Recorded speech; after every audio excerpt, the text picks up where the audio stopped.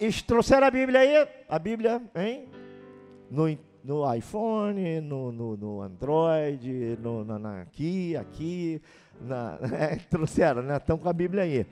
2 Coríntios, capítulo 12, versículo 14.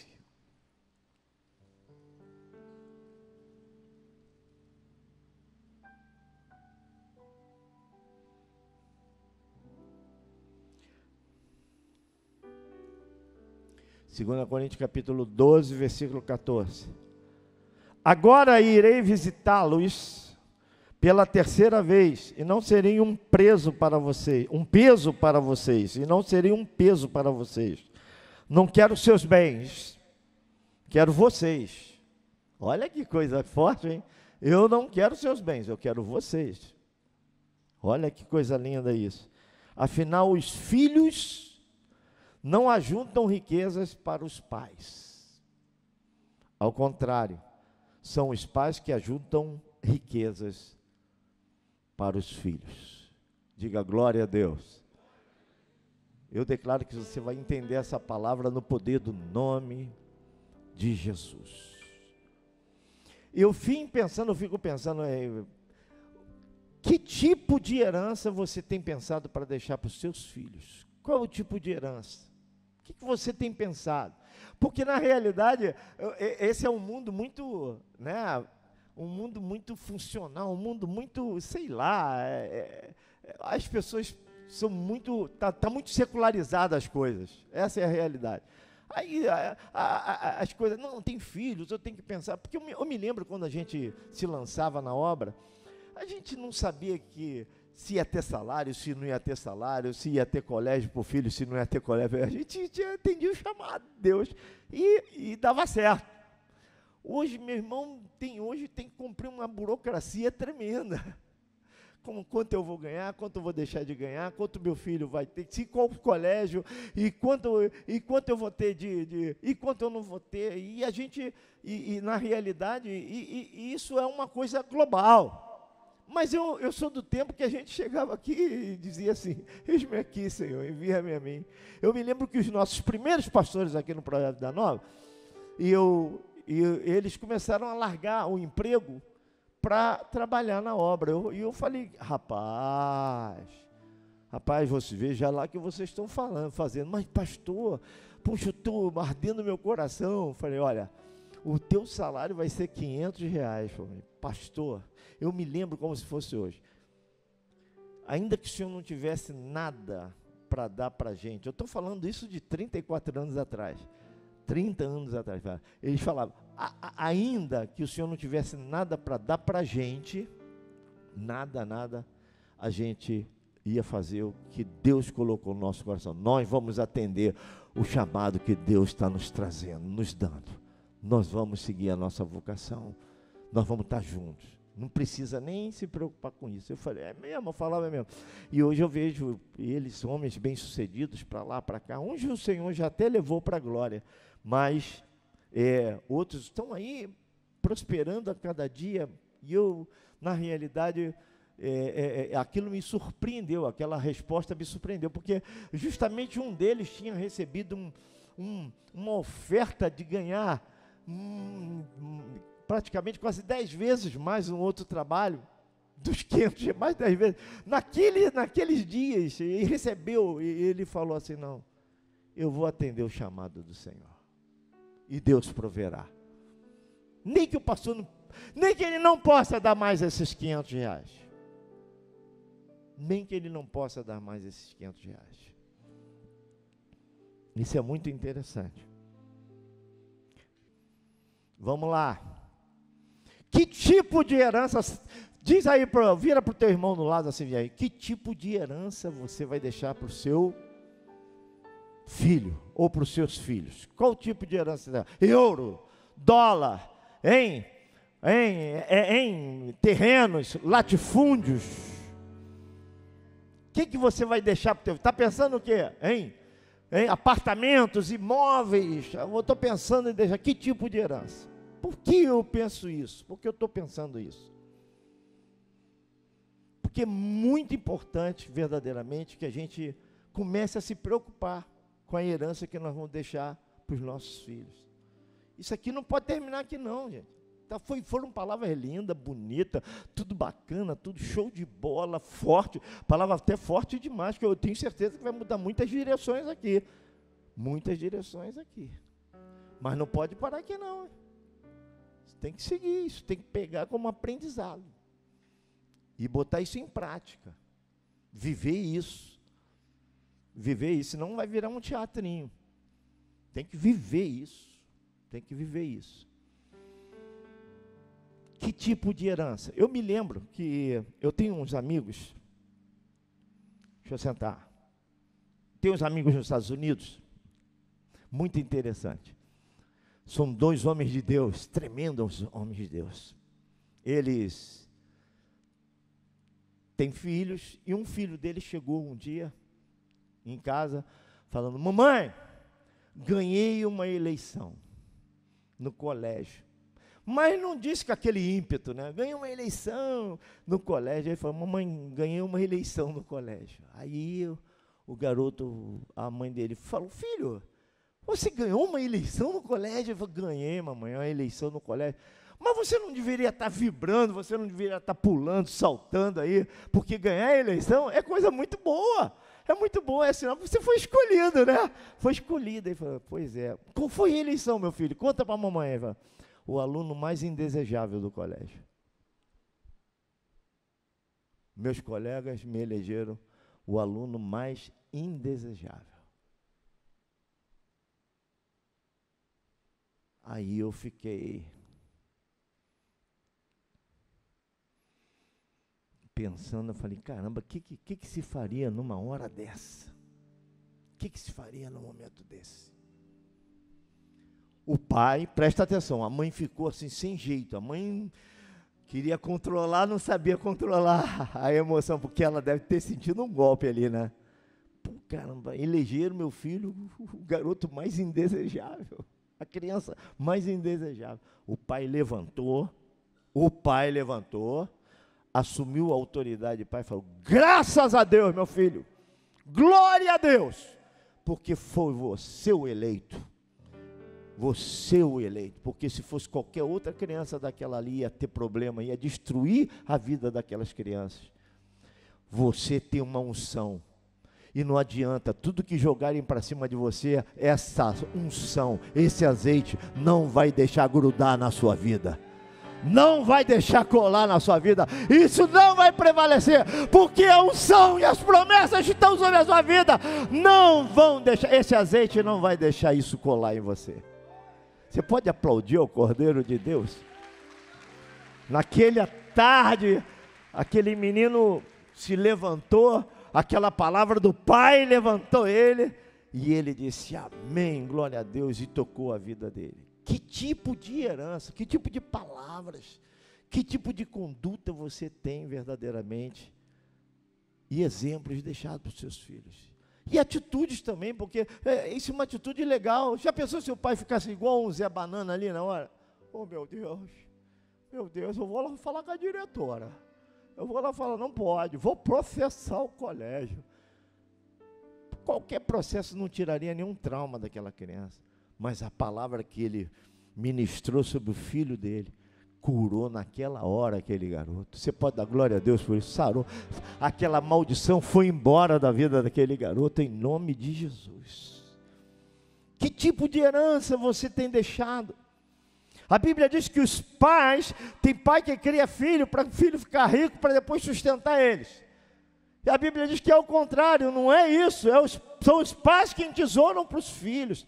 E eu não quero falar simplesmente de tesouro, de vil metal, de latifúndios, de móveis e imóveis. Eu estou falando de uma herança espiritual, eu estou falando de uma herança, aleluia, que vai te perpetuar, uma herança que vai gerar eternidade na sua vida, que vai curar as suas emoções, que vai curar, vai tornar o nome do Senhor maior. Eu estou falando dessa herança que nós devemos nos preocupar de deixar para os nossos filhos.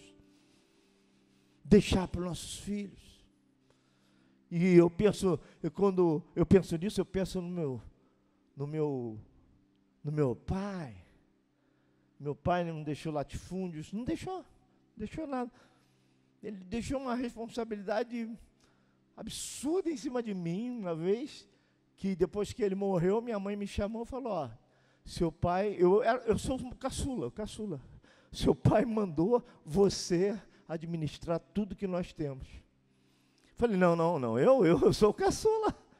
Não, eu sou o caçula. Seu pai falou que é você.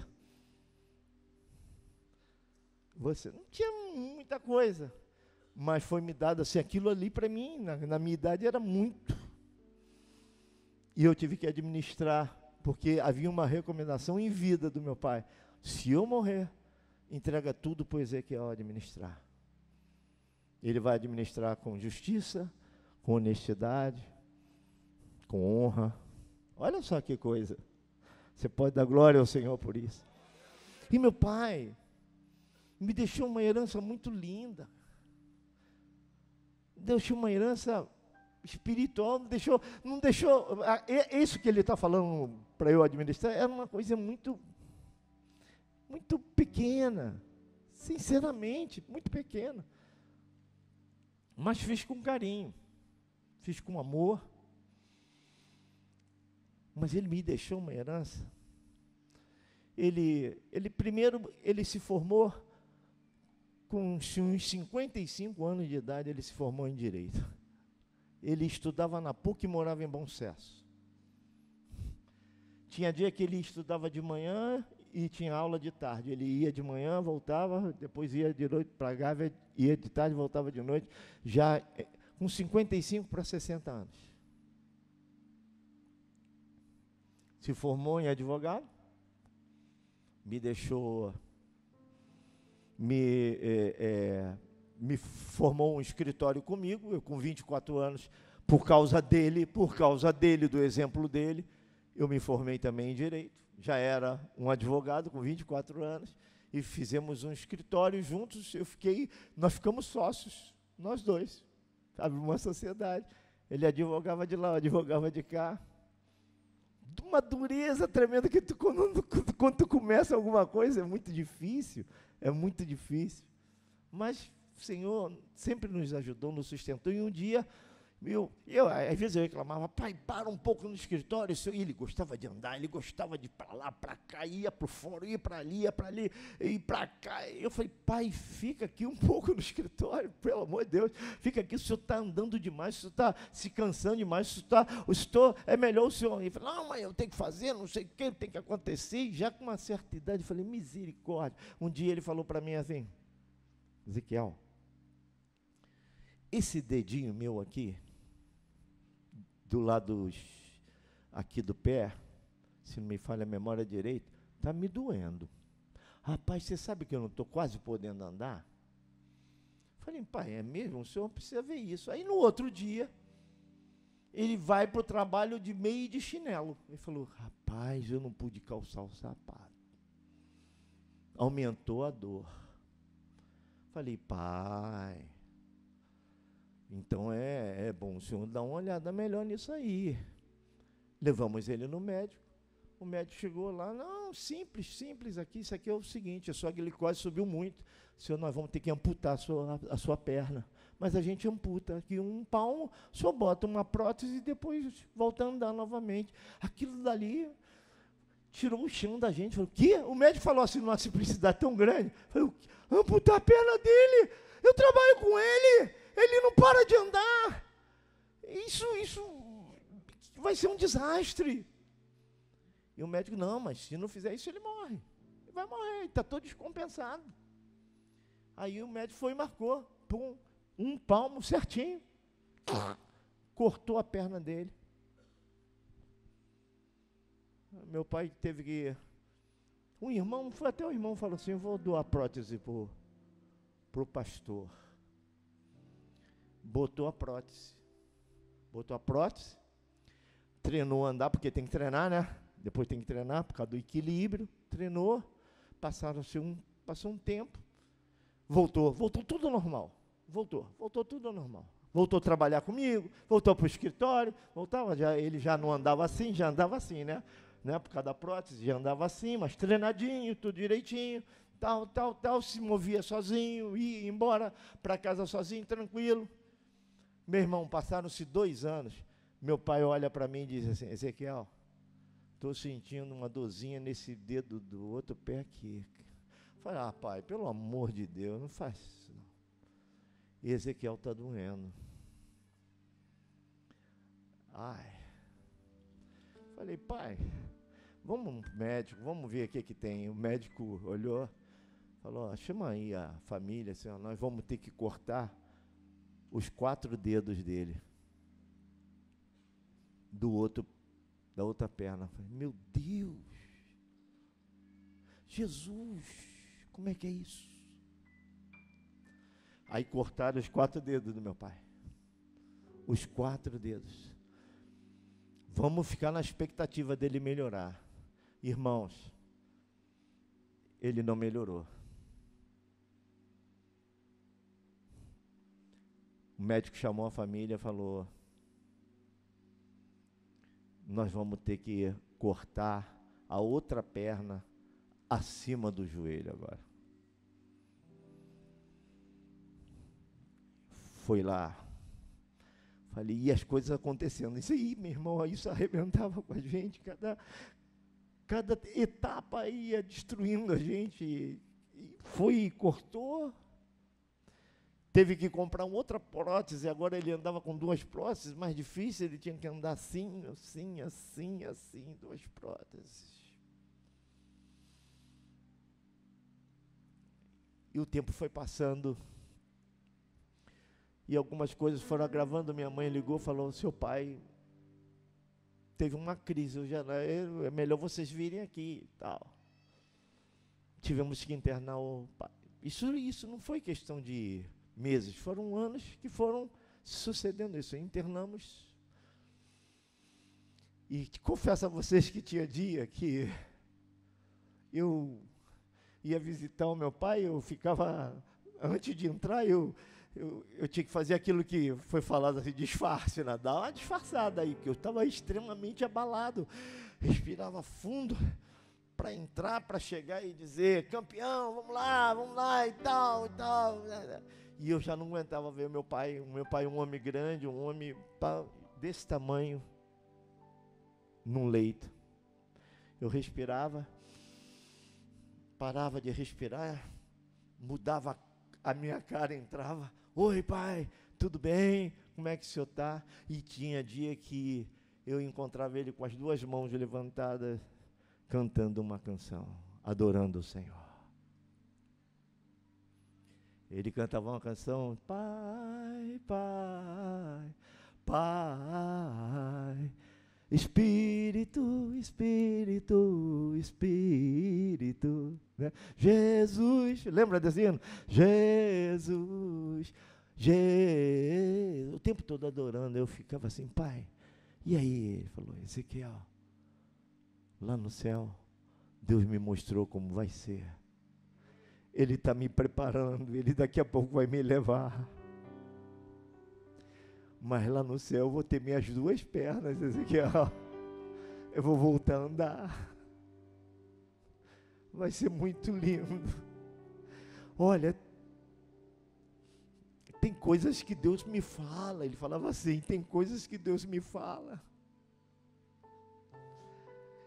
E fala assim, ó: você conta para eles até aqui. Daqui para frente não conta para eles. Você não tem autorização para contar para eles. Então eu vou até aqui, porque depois Jesus não deixa eu contar não para vocês. Ezequiel, o diabo entrou aqui na minha sala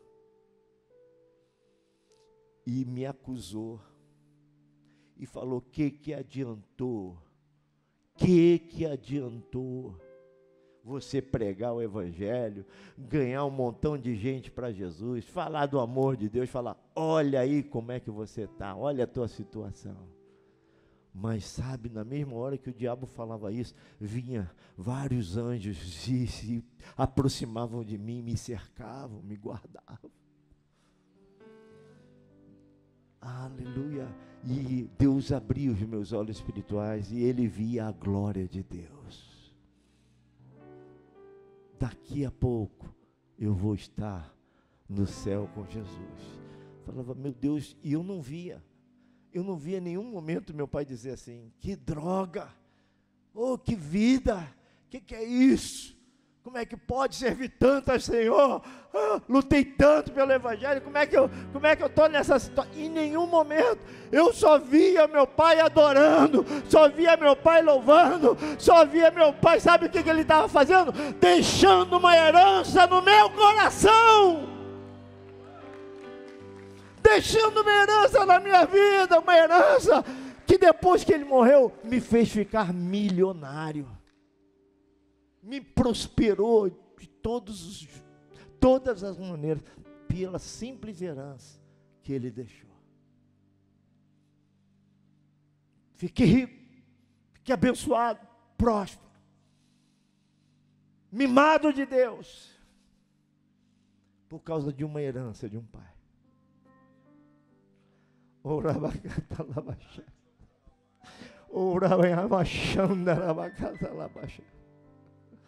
Aleluia, não tinha dólar, não tinha dólar, não tinha, mas tinha exemplo, tinha atitude, tinha vida no altar, aleluia, tinha exemplos,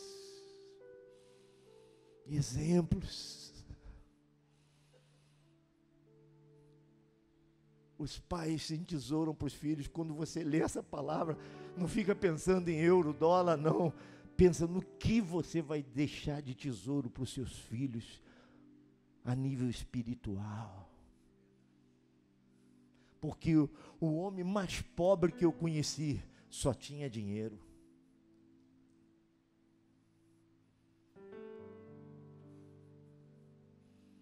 Me deixou exemplos, Ezequiel. Cuidado com isso, cuidado com aquilo outro. Tantas observações e observações sábias, né? Até mesmo com as bajulações, né? Cuidado com as bajulações.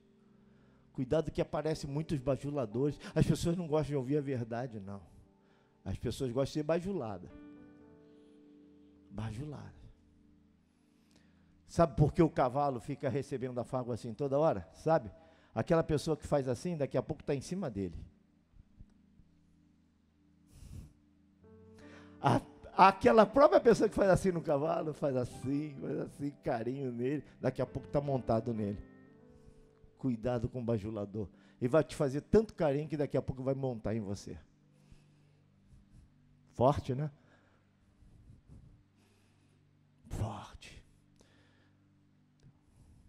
As pessoas precisam ouvir verdade. Essa geração tem que ser uma geração de homem. Eu passei aqui a igreja, a regência da igreja, e dei uma palavra que o Espírito Santo mandou dar para o pastor Diego, para a pastora Tati. Falei para ele assim, olha, seja corajoso, seja homem. Seja corajoso e seja homem. Foi o mesmo conselho que Davi deu para Salomão. Seja corajoso, seja homem. Seja homem. Não tem que ficar de eu magoei meu coração. Não. Vai escutar não. Vai escutar ainda. Vai escutar repreensão. Vai aprender muita coisa. Mas no final vai ser salvo. Mas no final vai ter vitória. Amém ou não amém? Mas no final vai triunfar. Louvado seja o nome do Senhor. No final vai triunfar. Primeira pregação que eu fiz, tomei uma paulada do meu pai. Esse meu pai. Porque eu estava garotão, eu falei assim, ó, vou arrebentar. Primeira vez que eu for pregar, a igreja vai ver que está fluindo uma nova. Hein? Está fluindo aí aí tá chegando o cara. E eu todo bobo, deixa, a primeira vez que me der a oportunidade, eu vou arrebentar na pregação, é comigo mesmo, tô fera. E o velho não escutou eu falar isso não, mas ele falou, ó, você vai pregar tal dia. Falei, deixa comigo, arrebenta, arrebenta. Eu vou pregar. Subi, meu irmão, subi. Em 5 minutos, eu já tinha lido o esboço todinho da pregação, não tinha mais nada para falar para a igreja. Eu não sabia o que ia falar mais para a igreja. 5 minutos, gente, sinceramente, 5 minutos. O cara que subiu falou que ia arrebentar. E a igreja assim, olhando para mim, ó. Tipo assim, não vai pregar não? E eu já tinha pregado tudo. Aí eu desci do púlpito, mas eu desci tão envergonhado, eu não sabia o que fazer. Aí esse meu velho pai pegou o microfone e continuou o culto, pregou. Ele que pregou. Pregou. Aí eu falei, bom, vou receber pelo menos um abraçozinho, né? Vou receber um abraço. Falei, ih, cara, você arrebentou, que palavrão, hein? Que palavrão. Fera, hein? Tal, você. Aí o meu pai chega para mim, eu falei, eu tudo sem graça, vou para perto dele. E aí, pai, tudo bem? Aí, olhou para mim, vai orar, vai estudar a palavra de Deus que tu não sabe nada. Vai orar, rapaz. Você precisa estudar mais a Bíblia, isso sim. Ah, meu Deus do céu. Sabe o que eu fiz? Fui orar e estudar mais a palavra de Deus, não tinha outro jeito. Fala isso hoje, vem escutar o velhinho, vem sentar aqui. Talvez seja o segredo, porque alguns não sobem nesse púlpito para pregar.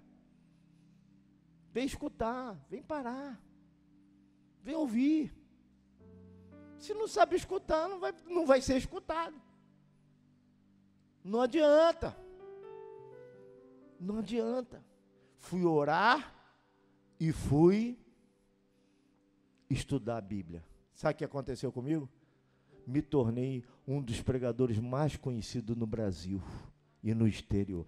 Eu pregava nos congressos do Caio Fábio, eu pregava nos congressos, pastor Silas Malafaia, eu pregava no exterior, eu me lembro da história das empadinhas, a igreja explodia, pregava palavras que eu estava no auditório entupido de gente, daqui a pouco entrava um pregador que eu era fã, que eu gostava de ver o cara para sentar, para me ouvir. Eu falei, meu Deus, o que esse cara veio fazer aqui? O cara orava, ouvia, no final do culto me abraçava, eu falava, rapaz, de onde você tirou isso? Que coisa linda isso! Me abraçava, me estimulava a crescer mais. Eu falava, o que Deus está fazendo? Caramba, mas eu conto até as histórias das empadinhas, né? Aí que surgiu a história das empadinhas, porque o início foi tão difícil que eu não tinha dinheiro para comer, almoçar. Aí eu entrava nos restaurantes, no centro da cidade, eu via todos os executivos entrando, comendo naquele restaurante, cada prato eu pedia uma empadinha e uma Coca-Cola. Se eu comesse 2 empadinhas, eu tinha que voltar a pé para casa. Ou se tomasse 2 Coca-Colas, eu tinha que voltar a pé para casa. Aí comia uma empadinha, Coca-Cola. Só que depois a minha vida mudou completamente. Deus fez assim, ó. Daniel, Deus fez assim, ó. Decolei. Porque comia em qualquer lugar do mundo, a qualquer hora, se eu quisesse. Podia almoçar na Itália, jantar em Portugal, tomar café no Brasil. Eu não tinha problema nenhum, mas aí eu decolei. Aí quando estava nesses grandes eventos, nacionais e internacionais, era impressionante, era uma coisa muito doida. Eu me lembro que eu estava nos Estados Unidos, nós temos uma igreja linda nos Estados Unidos, e eu me lembro que nós estávamos nos Estados Unidos, e o auditório repleto, cheio de gente, e eu preguei, ministrei, a glória de Deus na igreja, e eu saí todo super poderoso do culto, igreja bombando, né? Aí entrei no gabinete, falei, caramba, a igreja está bombando, lá uma multidão, a mensagem, a glória de Deus na igreja, um fogo de Deus na igreja tremendo, um monte de gente se convertendo, um monte de gente sendo abençoada. Aí daqui a pouco batiam na porta do gabinete, um saquinho assim. Olha, teve uma irmã que passou aí e mandou isso aqui de presente para o senhor. Aí eu pegava o saquinho, aí abria o saquinho, quando olhava, o que tinha dentro do saquinho? Um monte de empada. Tipo assim, não é você. Eu te tirei das empadinhas, hein? É impressionante. Eu já contei isso várias vezes. Mas era assim, quando eu mais explodia, quando mais, sabe, as coisas aconteciam, aí vinha uma irmã ou alguém, eu me lembro aqui mesmo, um culto tremendo, maravilhoso, e eu fui o último a sair da igreja, tinha uma menina na porta da igreja assim, com um negócio tapado assim, eu falei, menina, o que você está fazendo aí? Vai embora para casa, garota, está tarde. Eu falei, estou esperando o senhor. Falei, por quê? E o culto a gente tinha dias que faziam 5 cultos por domingo. Tanta glória de Deus. Aí, o que você está fazendo aí, menina? Eu estou aqui esperando o senhor. O que você tem aí? Eu tenho aqui umas coisinhas, o senhor pode me ajudar? O que você tem aí? Tem empadinha. Empadinha. E aí Deus me lembrava, baixa a bola. Que eu que estou fazendo isso. Você pode dar glória a Deus, você pode aplaudir ao Senhor, é isso aí, você tem que lembrar, tem a glória do Senhor, o reino é do Senhor e o poder é do Senhor, pois tem o reino, o poder e a glória. Eu já contei isso milhares de vezes, mas dizem que, eu escutei essa semana uma coisa muito boa, pregação que você, não é, o Maurílio estava lá, pregação que você não pode repetir, você não devia nem ter pregado. Porque todo mundo quer pregar uma coisa nova, se você não pode repetir uma pregação, não devia nem ter pregado aquela pregação, porque deve ter sido ruinzinha. Então, é isso aí, continua pregando. Se tiver que repetir, repita, até que as pessoas entendam o que o Espírito Santo está falando. Até que as pessoas entendam. Que tipo de herança? Que tipo de herança você vai deixar para o seu filho, quando a Bíblia diz que os pais entesouram para os filhos? Não os filhos. Às vezes eu vejo, não, estou investindo aqui. Tá bom, tem que investir nos filhos mesmo, tem que investir, mas não pensando em que depois ele vai, é ele que vai te sustentar, é ele que vai te... Você é o provedor. Você vai entesourar para ele. Não tem jeito. Não tem jeito. Eu já estou entrando no final da minha mensagem. Mas é muito lindo quando você deixa essas heranças. Eu não sei se a minha filha contou aqui quando falou, na parte dela, mas ela teve um momento muito conturbado na juventude dela, e ela tinha muitas lutas numa área, e área sentimental. Olha o Senhor falando aí, Deus está falando, joia, viu o que ele falou? É isso aí, toca o barco. Aí, um dia de noite, de madrugada, ela, não me lembro quantos anos ela tinha, mas ela tinha logo, estava saindo da adolescência para a juventude, e de madrugada eu vejo o quarto, eu levanto de madrugada, umas 3 horas da manhã, o quarto dela fechado com a luz acesa. E aí eu falei, tem alguma coisa aí, cara. O que essa garota está fazendo acordar dessa hora, com essa porta fechada aí, no quarto?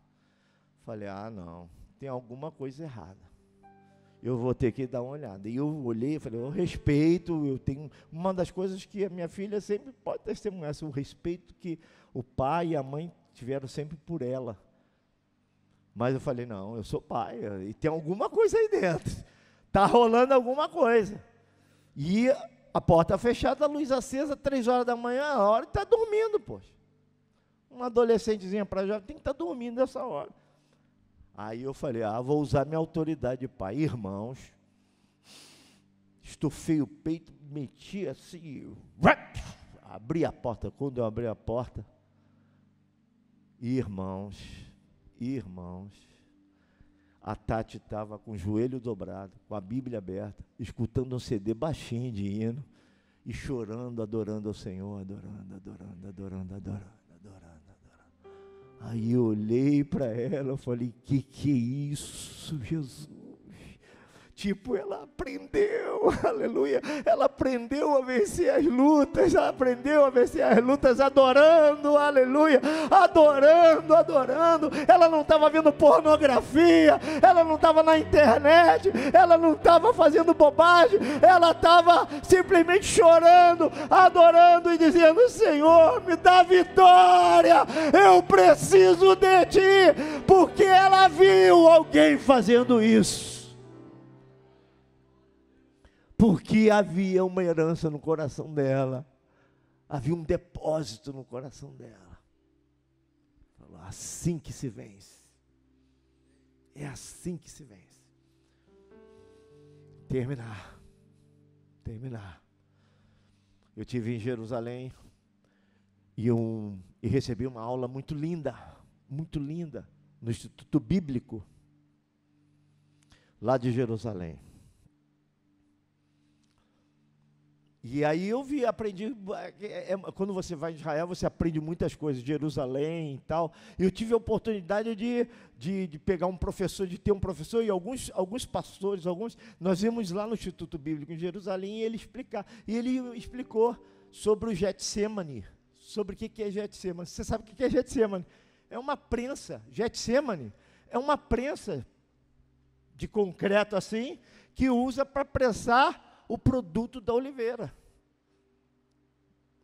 E a Bíblia diz no Salmo 128 que seus filhos serão como o produto da oliveira. E você não entende por que isso, é muito mais profundo que a gente lê. O Salmo 128 diz, os seus filhos serão como produtos da oliveira. Aí a prensa prende a primeira vez, prensa a primeira vez, melhor dizendo, azeitona. Lembra daquele salmo? Sua mulher será como uma videira frutífera ao redor da sua casa, os seus filhos como planta de oliveira, lembra? Hein? Você não entende por que isso? Porque a oliveira produz azeitona, e a azeitona produz o quê? O azeite. E o azeite aponta para nós o quê? Unção. Tem jeito. Aí eles prensam a azeitona. Pela primeira vez, sai o primeiro azeite da azeitona, o primeiro óleo. Sabe para onde vai? Para o templo, para a adoração. Sabe o que o salmista estava dizendo ali? Os seus filhos, quando forem imprensados pela vida, pelas lutas, pelos problemas, eles vão adorar. Você pode dar glória a Deus? Eles vão adorar, vão ser instrumento de adoração, aleluia. Não vão ser um poço de murmuração, não vai ser um poço de estupidez, não de depravação, não. Quando forem prensados, a reação não vai ser outra. A primeira coisa que eles vão fazer, vão adorar. O segundo óleo sai para comer, é a prensa a segunda vez. Eles prensam 4 vezes. Primeiro, eles levam a primícia para o templo. Depois, prensa para comer. Sabe o que está dizendo? O seu filho vai alimentar muitas pessoas. Você lembra dos 5 pães e 2 peixinhos? Hein? Lembra? Pouquinho, né? Mas o pouquinho que aquele menino tinha, alimentou uma multidão. Sabe por quê? Estava no lugar certo, na hora certa, no momento certo. O pouquinho que você tem, pastor, eu tenho pouquinho, pastor, eu tenho muito pouquinho, mas o pouquinho que você tem vai alimentar uma multidão. A terceira prensa, prensou novamente, sabe o que saiu? Sai um azeite que vai para iluminação, combustível, para iluminar. O azeite das lamparinas, hein? Sabe o que está dizendo? Que se eles voltarem a ser prensados pelas lutas, os problemas e os embates da vida, eles vão brilhar. Promessa para sua casa, amém ou não amém? Olha só, tem promessa tremenda de Deus, e nós devemos nos apropriar disso, aleluia. Seus filhos não serão aviãozinhos, seus filhos não serão traficantes, prostitutos, não, seus filhos, aleluia, serão profetas, e seus filhos e suas filhas profetizarão. profetizam, serão profetas, aleluia, vão brilhar, vão iluminar. Não importa, mas a vida está difícil. Faz aí, tá vendo? Quem mandou você fazer o L? Fez o L, problema de L, problema de quem? Não, eles vão dar conta a Deus. Nós vamos prosseguir. E todas as promessas de Deus para a nossa vida vão ser cumpridas. Ninguém vai impedir. Para a nossa casa, ninguém vai impedir. Para a glória do nome de Deus. Para a igreja, nenhuma promessa vai impedir. Diga graças a Deus. Terceira, né, que eu falei, né? Vai brilhar. E a quarta vez, eles precisam, azeitoninha, meu irmão. Imagina a azeitoninha como é que tá. Hein? A azeitona ali aponta para o seu filho, já está toda espremidinha pelos embates, pelas lutas, pelos problemas que vêm. A vida não é fácil, não. A vida é dura ou não é, Dália? Eu chorei 1 ano a morte do meu irmão, 1 ano seguido. Está aí minha cunhada, está aí minha sogra. Eu chorei 1 ano a morte do meu irmão, 1 ano. Eu estava bem, de repente, desabava, chorando. Eu vejo o Dário lutando pela perda da esposa, que dureza. Aí é problema, tem que resolver, ajuda um filho, ajuda o outro, vai ali, vai aqui, ajuda o neto, ajuda isso. E vamos tocando a vida. A vida não é fácil, a vida é dura. Azeitoninha. Mas nós continuamos adorando, aleluia, continuamos alimentando, aleluia, continuamos brilhando. E a quarta vez, sai o último azeite, a azeitoninha já está assim, tipo, Jesus me leva, a quarta, vai para cosméticos, aquele azeite, sabe para quê? Para perfumar. Você pode dar glória a Deus por isso? Está dizendo, se voltarem a prensar vocês novamente, vocês vão exalar o bom perfume de Cristo. Aleluia, aplauda ao Senhor, diga glória a Deus. E era isso que eu queria falar com vocês, e eu não vou mais tardar, aleluia. E eu sei que o Espírito Santo está trabalhando no teu coração, e lembre-se disso, há uma herança a se deixar.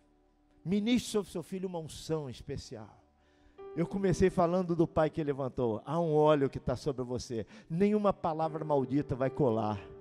Nenhuma maldição vai colar, aleluia, porque sobre a nossa casa não vale encantamento, nossa casa tem a bênção do Senhor, aleluia. Temos lutas, temos provas, passamos momentos difíceis, sim, mas em todas as coisas somos mais que vencedores, aleluia.